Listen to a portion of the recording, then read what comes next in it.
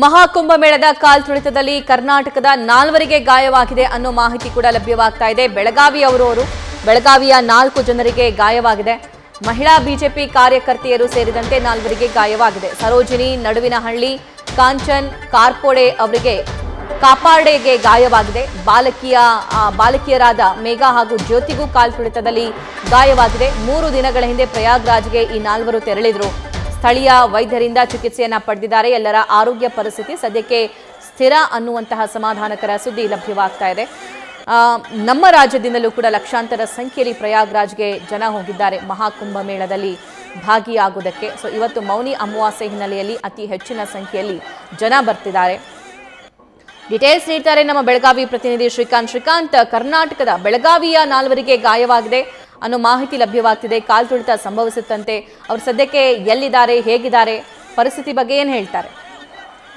ನೋಡಿ ಸಭಾ, ಏನು ಪ್ರಯಾಗ್ರಾಜ್ನಲ್ಲಿ ನಡೀತಕ್ಕಂಥ ಕುಂಭಮೇಳದಲ್ಲಿ ಪಾಲ್ಗೊಳ್ಳಿಕ್ಕೆ ಏನು ಬೆಳಗಾವಿಯ ವಡಗಾಮಿಯಿಂದ ಒಟ್ಟು 4 ಜನ ಏನಂತಂದ್ರೆ ತೆರಳಿದ್ರು. ಈ ಸಂದರ್ಭದಲ್ಲಿ ಏಕಾಏಕಿ ಏನು ಲಕ್ಷಾಂತರ ಭಕ್ತರು ಏಕಕಾಲಕ್ಕೆ ಪುಣ್ಯ ಸ್ನಾನ ಮಾಡ್ಲಿಕ್ಕೆ ಹೋದಂತ ಸಂದರ್ಭದಲ್ಲಿ ಇದ್ದಕ್ಕಿದ್ದಂತೆ ಏನು ಕಾಲ್ತುಳಿತ ಆಯ್ತು. ಆ ಒಂದು ಕಾಲ್ತುಳಿತದ ವೇಳೆ ಬೆಳಗಾವಿಯ 4ವರಿಗೆ ಅಂದ್ರೆ ಒಬ್ಬ ಮಹಿಳೆ ಸೇರಿದಂತೆ ಒಟ್ಟು 4ವರಿಗೆ ಗಾಯಗಳಾಗಿರುವಂತದ್ದು. ಅಲ್ಲಿ ಪ್ರಾಥಮಿಕವಾಗಿ ಚಿಕಿತ್ಸೆಯನ್ನು ನೀಡಲಾಗಿದೆ.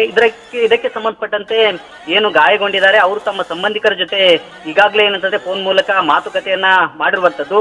ಅದರಲ್ಲೂ ಏನಂತಂದ್ರೆ ಮಹಿಳೆಗೆ ಸ್ವಲ್ಪ ಪ್ರಮಾಣದಲ್ಲಿ ಏನಂತಂದ್ರೆ ಪೆಟ್ಟಾಗಿರೋದ್ರಿಂದ ಸಹಜವಾಗಿ ಅವರ ಕುಟುಂಬಸ್ಥರು ಸಹ ಆತಂಕಕ್ಕೀಡಾಗಿರುವಂತದ್ದು.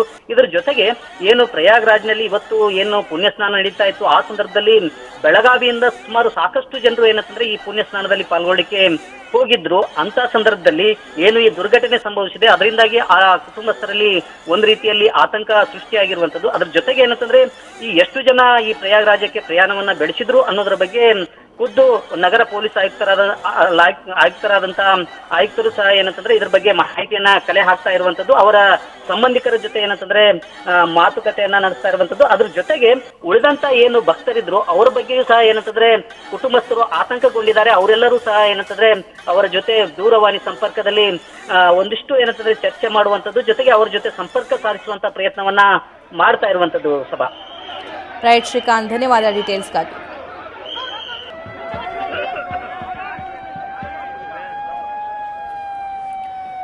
ಕಳೆದ 17 ದಿನಗಳಿಂದ ಪ್ರಯಾಗ್ರಾಜ್ನಲ್ಲಿ ಮಹಾಕುಂಭಮೇಳ ನಡೀತಾ ಇದೆ. ಈ ಮಹಾಕುಂಭಮೇಳಕ್ಕೆ ನಿನ್ನೆವರೆಗೂ ಸುಮಾರು 15 ಕೋಟಿ ಜನ ಬಂದು ಗಂಗೆಯಲ್ಲಿ ಮಿಂದೆದ್ದಿದ್ದಾರೆ, ಪವಿತ್ರ ಸ್ನಾನವನ್ನ ಮಾಡಿದ್ದಾರೆ, ಕುಂಭಮೇಳಕ್ಕೆ ಸಾಕ್ಷಿಯಾಗಿದ್ದಾರೆ. ಆದರೆ ಇವತ್ತು ಒಂದೇ ದಿನ ಸುಮಾರು 10 ಕೋಟಿ ಜನ ಸೇರಿದ್ದಾರೆ ಮಹಾಕುಂಭಮೇಳದಲ್ಲಿ. ಇವರೆಲ್ಲರೂ ಪುಣ್ಯ ಸ್ನಾನವನ್ನ ಮಾಡಿದ್ದಾರೆ. ಪುಣ್ಯ ಸ್ನಾನವನ್ನ ಮಾಡೋ ಮೂಲಕ ಮೋಕ್ಷ ಪ್ರಾಪ್ತಿಯಾಗುತ್ತೆ, ಪಾಪಗಳ ನಿವಾರಣೆಯಾಗುತ್ತೆ ಅನ್ನುವಂತಹ ನಂಬಿಕೆ ಇವರೆಲ್ಲರದ್ದಾಗಿದೆ. ಅದಕ್ಕಿಂತ ಹೆಚ್ಚಾಗಿ 144 ವರ್ಷಗಳಿಗೊಮ್ಮೆ ಮಹಾಕುಂಭ ಜರುಗುತ್ತೆ ಅನ್ನುವಂತಹ ಆ ಭಾವನೆ ಇದೆಯಲ್ಲ, ಆ ಇತಿಹಾಸ ಇದೆಯಲ್ಲ, ಆ ಇತಿಹಾಸಕ್ಕೆ, ಆ ಸಂದರ್ಭಕ್ಕೆ, ವಿಶ್ವದ ಅತಿ ದೊಡ್ಡ ಧಾರ್ಮಿಕ ಸಮ್ಮೇಳನಕ್ಕೆ ನಾವೆಲ್ಲರೂ ಕೂಡ ಸಾಕ್ಷಿ ಆಗ್ತಾ ಇದ್ದೀವಿ ಅನ್ನುವಂತಹ ಆ ಖುಷಿ, ಆ ಸಂತೋಷ, ಆ ಧನ್ಯತಾ ಭಾವದೊಂದಿಗೆ ಈ ಕೋಟ್ಯಂತರ ಸಂಖ್ಯೆಯಲ್ಲಿ ಜನ ಇಲ್ಲಿ ಬಂದಿದ್ದಾರೆ.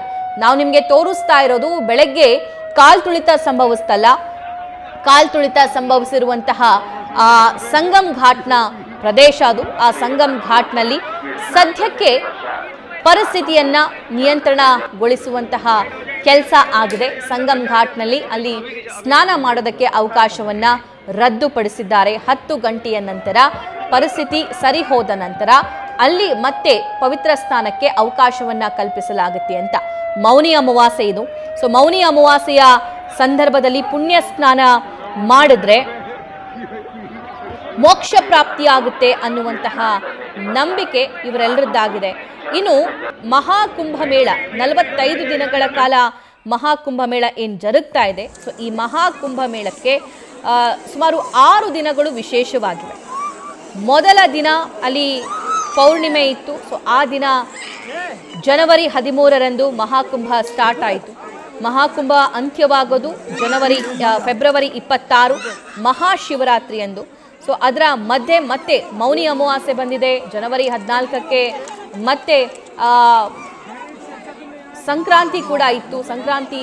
ಮಕರ ಸಂಕ್ರಾಂತಿ ಹಬ್ಬ ಇತ್ತು. ಈ ಎಲ್ಲ ಪವಿತ್ರ ದಿನಗಳದಂದು ವಿಶೇಷವಾಗಿರುವಂತಹ ಹಬ್ಬದ ದಿನ ಅಲ್ಲಿ ಹೆಚ್ಚಿನ ಸಂಖ್ಯೆಯಲ್ಲಿ ಭಕ್ತಾದಿಗಳು ಬರ್ತಾ ಇದ್ದಾರೆ, ಭಕ್ತರು ಜಮಾವಣೆಗೊಳ್ತಾ ಇದ್ದಾರೆ.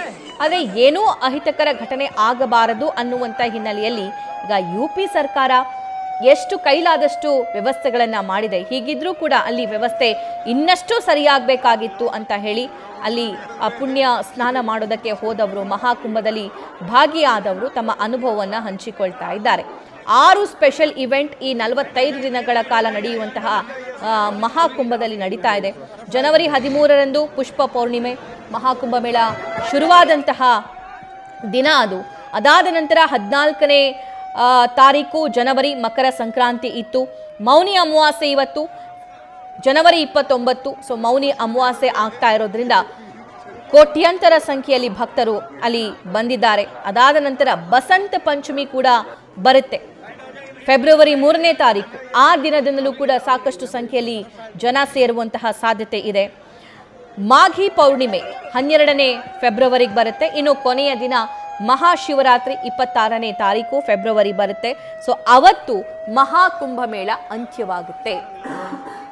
ಈ 45 ದಿನ ಈ 45 ದಿನಗಳ ಒಳಗಾಗಿ ಯಾವತ್ತಾದ್ರೂ ಒಂದಿನ ನಾವು ಹೋಗಬೇಕು, ನಾವು ಈ ಮಹಾಕುಂಭಮೇಳದಲ್ಲಿ ಭಾಗಿಯಾಗಬೇಕು, ಪಾಲ್ಗೊಳ್ಬೇಕು, ಪವಿತ್ರ ಸ್ನಾನ ಮಾಡಬೇಕು, ಮೋಕ್ಷ ಪ್ರಾಪ್ತಿ ಮಾಡ್ಕೋಬೇಕು, ನಮ್ಮ ಪಾಪಗಳ ನಿವಾರಣೆ ಆಗಬೇಕು ಮತ್ತು 144 ವರ್ಷಗಳಿಗೊಮ್ಮೆ ಜರುಗುವಂತಹ ಈ ಐತಿಹಾಸಿಕ ಕ್ಷಣಕ್ಕೆ ನಾವೆಲ್ಲರೂ ಕೂಡ ಸಾಕ್ಷಿಯಾಗಬೇಕು.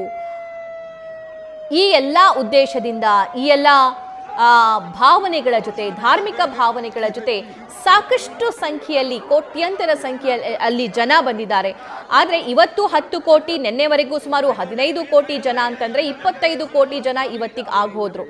ಇನ್ನು ಸಾಕಷ್ಟು ದಿನ ಕುಂಭಮೇಳ ನಡೆಯಲಿದೆ. ಸೊ ಆ ಸಂದರ್ಭದಲ್ಲೂ ಸಾಕಷ್ಟು ಸಂಖ್ಯೆಯಲ್ಲಿ ಭಕ್ತಾದಿಗಳು ಸೇರುವಂತಹ ಸಾಧ್ಯತೆ ಇದೆ.